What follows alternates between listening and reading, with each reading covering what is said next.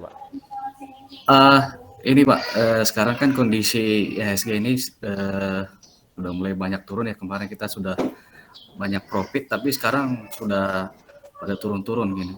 Seperti yang di Follow Investing Advance itu kan ada apa cara-cara memprediksi arah market itu kan misalnya lagi mendung ini atau seperti apa gitu. Apakah kondisi sekarang ini lagi mendung sehingga kita harus sediakan cash atau eh, seperti apa gitu kan, karena kondisi sekarang memang dengan profit yang kemarin sudah agak banyak, sekarang sudah tergerus dan sudah ada yang minus. Kira-kira seperti apa strateginya Pak untuk market dengan kondisi sekarang? Itu aja Pak. Marketnya kenapa ya? Itu pertanyaan klise sih sebenarnya. Saya tahu kenapa marketnya, tapi dalam pandangan Pak Maru ini apa yang terjadi sebenarnya di luar sana gitu? Karena apa namanya, mungkin dengan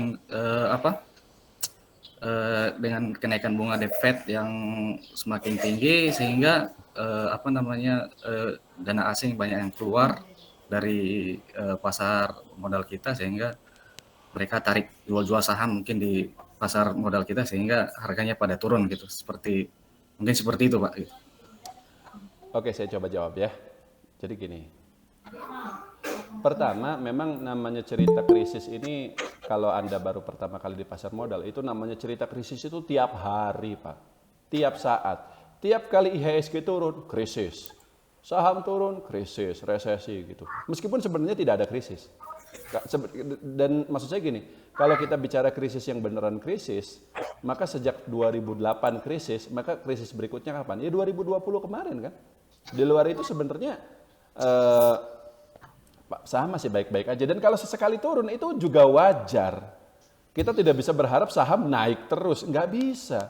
Cuman kadang ya gitu, orang kalau lagi naik terus ya tenang, tenang, begitu turun bingung segala macam. Tapi sebenarnya kalau kita sudah terbiasa ya normal Pak. Dan itu bukan sesuatu yang istilahnya bisa 100% kita tebak terus kapan pasar akan turun. Memang saya juga selalu berusaha menebak kapan kira-kira pasar akan turun, sehingga sebelum itu terjadi kita jual, lalu kemudian nanti begitu udah di bawah kita beli lagi. Kan pengennya begitu kan? Enak kalau kayak gitu kan. Ya. Nah, tapi itu sulit sekali untuk dilakukan. Nah, tapi intinya begini kondisi pasar kita sekarang ya. IHSG terakhir itu di 6.800 atau 6.700 saya lupa. Pokoknya di sekitar segitulah. Di bawah level psikologis 7.000. Dan dihitung sejak awal tahun 2022 IHSG kita itu cuma naik 3%. Kalau kita lihat kinerja reksadana itu sudah minus, banyak yang minus gitu. Jadi biasanya reksadana memang sulit untuk bisa menyamai IHSG saja sulit gitu ya. Dan saham-saham kita juga yang sempat profit gede bulan lalu sekarang lagi turun. Tapi kalau kita pikir, kalau kita lihat lagi Pak Maru dan juga teman-teman yang lain,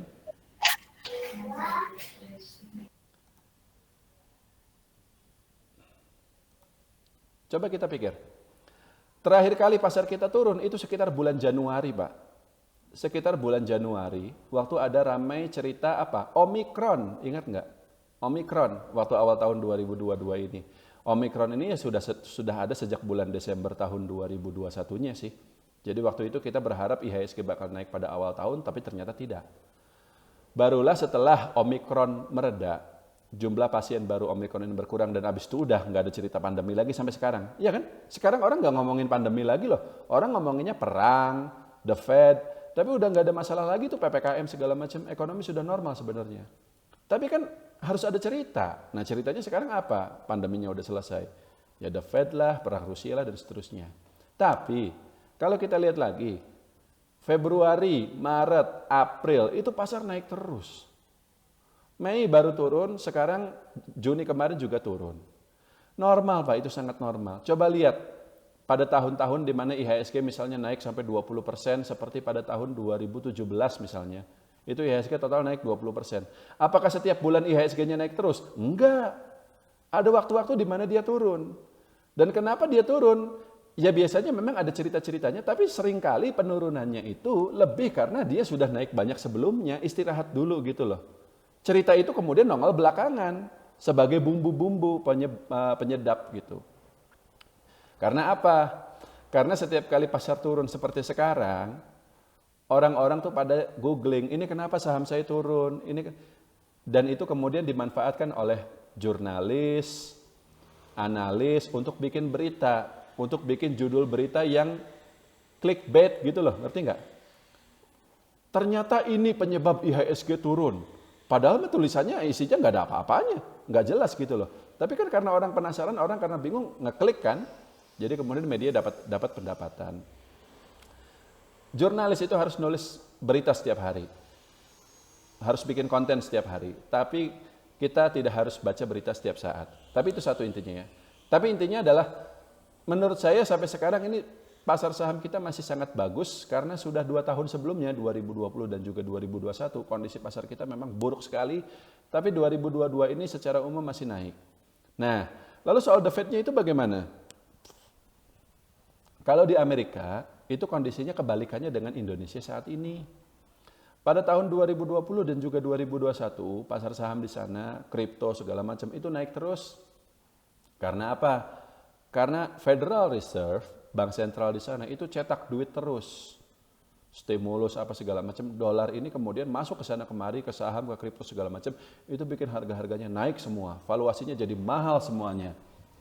Lalu memasuki tahun 2022 ini ya, setelah melihat ekonomi juga sudah pulih di Amerika sana seperti itu, ya waktunya uang dolar yang beredar itu ditarik balik lagi ke bank. Caranya dengan apa? Dengan menaikkan suku bunga. Kalau suku bunga naik, bunga deposito naik, maka orang-orang yang tadinya beli saham, beli kripto, duitnya akan dipindah ke deposito yang lebih aman. Seperti itu.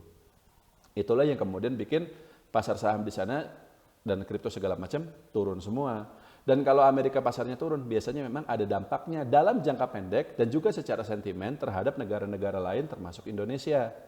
Tapi kalau kita lihat secara keseluruhan pada tahun 2022 ini, maka bahkan ketika IHSG sekarang lagi agak turun, dihitung dari awal tahun kemarin 2022 bulan Januari. Ingat loh, selama tahun 2022 ini kan udah 6 bulan nih sampai Juni ya.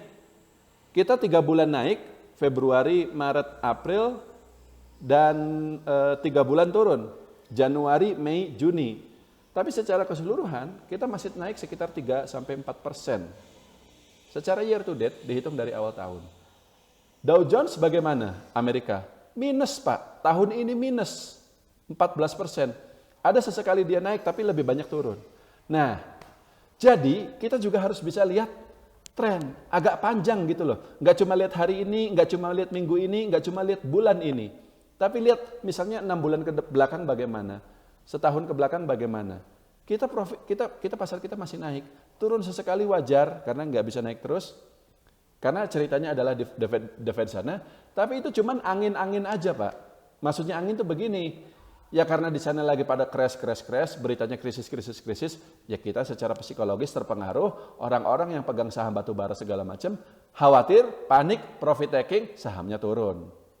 Tapi begitu nanti berita krisis segala macam dari Amerika itu mereda, hilang, lalu kita balik lagi fokus ke dalam negeri, sebenarnya bahwa di dalam negeri nggak ada masalah apa-apa, kinerja emiten juga masih bagus, seperti itu. Valuasi saham juga masih murah.